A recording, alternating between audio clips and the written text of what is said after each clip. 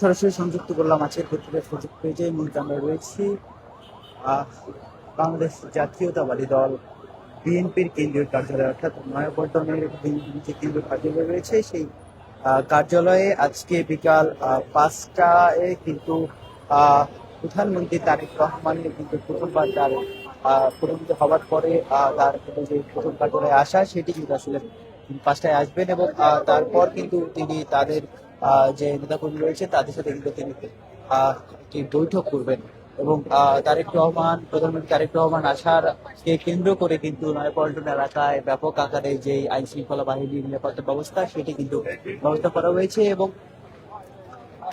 বিএনপির যে সকল নেতা কর্মীরা তারা কিন্তু আস্তে আস্তে এলাকাটিতে ভিড় জমাচ্ছেন এবং পুলিশ এবং আইন শৃঙ্খলা বাহিনীর যে নিরাপত্তা ব্যবস্থা সেটি দিয়ে কিন্তু পুরোপুরি বিএনপি অফিস এবং আশেপাশের এলাকাগুলো নিরাপত্তার চাদরে কিন্তু ঢেকে ফেলা হয়েছে।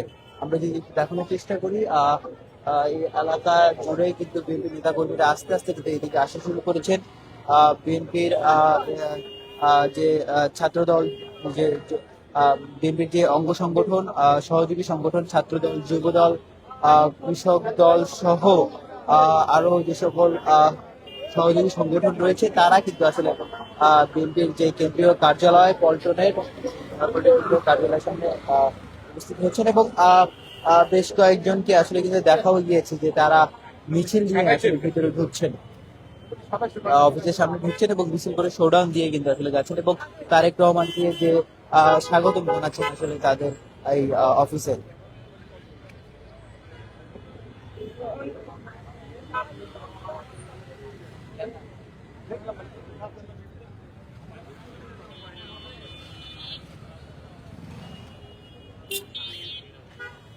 একটা কন্টেন্ট যেটা আছে আমরা ভাববো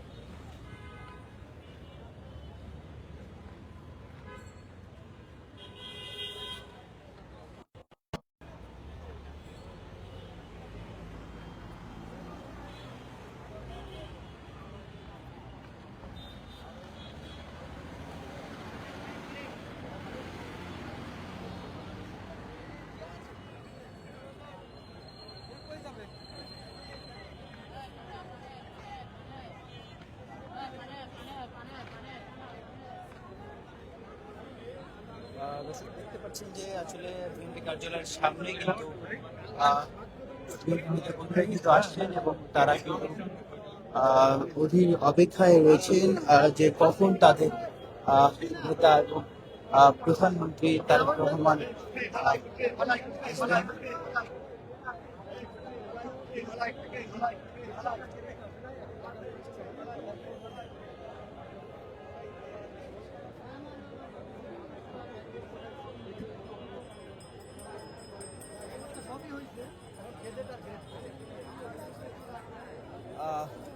দর্শক আমরা যদি একজন বিএনপির একজন নেতার সাথে একটু কথা বলতে যাই, আপনি কখন থেকে আসছেন?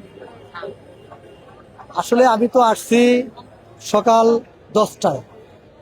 যে প্রধানমন্ত্রী হওয়ার পরে তারেক রহমান এই প্রথম তার যে নয়াপল্টন যে কার্যালয় থেকে যাচ্ছে, আসলে আপনাদের কেমন অনুভূতি কাজ করছে?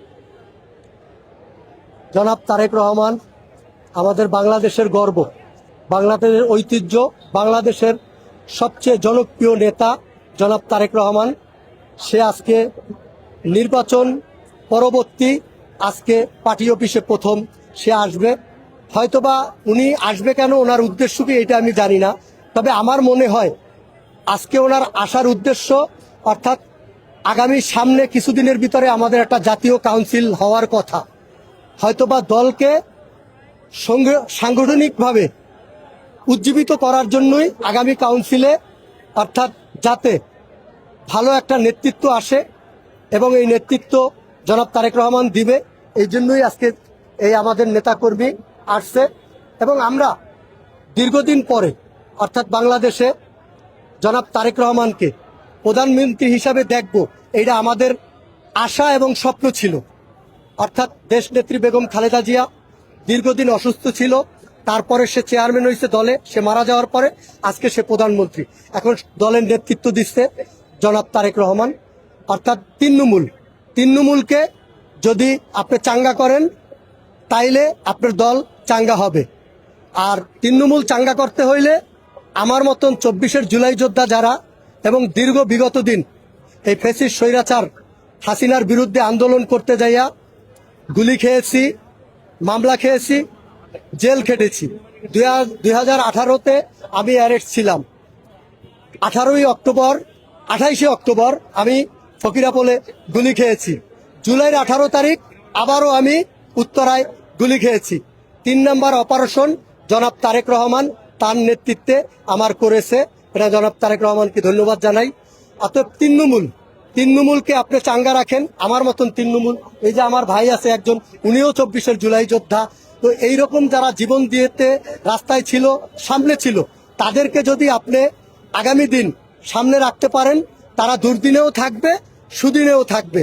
আর যদি তাদেরকে এখন হাইব্রিড আওয়ামী লীগের দোসর্গ যদি নিয়ে আসেন, তারা যদি আসে, তাইলে কিন্তু তারা সুদিনে থাকবে, দুর্দিনে থাকবে না।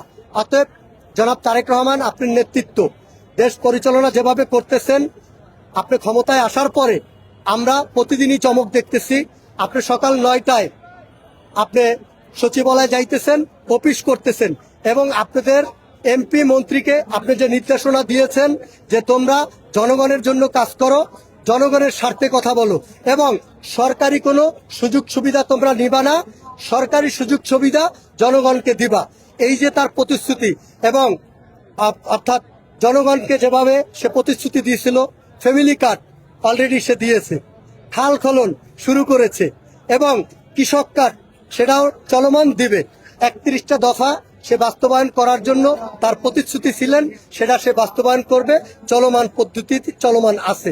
অতএব জনাব তারেক রহমান, আপনি দেশকে যেভাবে ভালোবাসেন, দেশের জনগণকে যেভাবে ভালোবাসেন, আপনার যে নেতাকর্মী তৃণমূল, তাদেরকে যাচাই এবং বাছাই করে আপনি তাদেরকে নেতৃত্বে আনেন এবং আগামী দিন তাদেরকে নেতৃত্ব দিতে সামনের সারিতে রাখেন।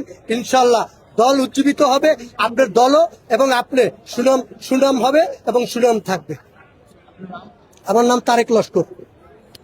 দর্শক শুনছিলেন যে একজন বিএনপির কর্মী কিন্তু আসলে বলছিলেন যে তারেক রহমান বুঝে শুনে আসলে সিদ্ধান্ত নেবেন এবং আগামীতে তারেক রহমান আসলে প্রধানমন্ত্রী হবার পরে আসলে যেই যে সিদ্ধান্তগুলো নিয়েছিল প্রধানমন্ত্রী হওয়ার পরে সেই সিদ্ধান্ত কিন্তু আসলে কড়ায় গন্ডায় আসলে মেনে চলছে এবং সেইগুলোই কিন্তু আসলে তারা সেই সিদ্ধান্তগুলো কিন্তু তারা সেই পালন করছেন এবং আপনারা দেখতে পাচ্ছেন যে এই মুহূর্তে বিএনপি অফিসে আস্তে আস্তে কিন্তু তাদের যে নেতাকর্মী তারা সেগুলো কিন্তু আসলে বাড়ছেই এবং নেতাকর্মীদের কিন্তু উচ্ছ্বাস এবং কিছুক্ষণ আগেই আসলে একটি বিশাল মিছিল গিয়েছে পল্টনের সামনে দিয়ে এবং সেই মিছিল কিন্তু আসলে একটু পরপর আসছেই এবং এই মুহূর্তে বিএনপি অফিসের সর্বশেষ এই খবর ছিল আজকের সারাদিনের সর্বশেষ খবর জানতে চোখ রাখুন আজকের পত্রিকার ফেসবুক পেজে এবং ইউটিউব চ্যানেলে সকলকে ধন্যবাদ।